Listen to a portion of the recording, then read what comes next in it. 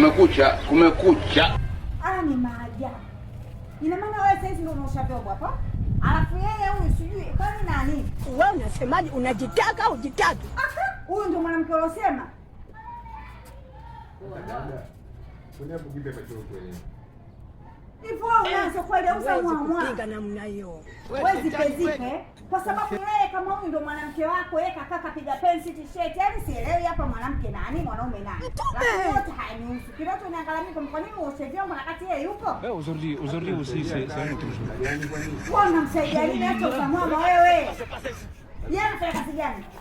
Sijagubu la mawiki ndio hilo. Wanaomba kibaya kipo wapi? Kibaya kiko kwa nini uoshe vyombo?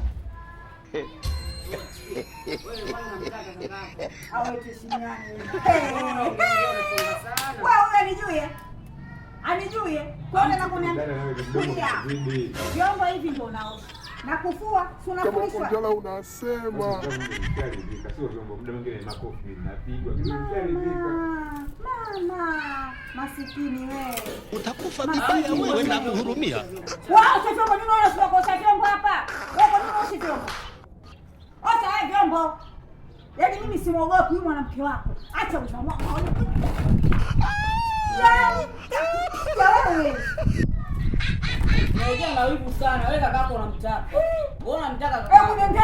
Tuingie ndani. Alafu wewe. Acha wivu.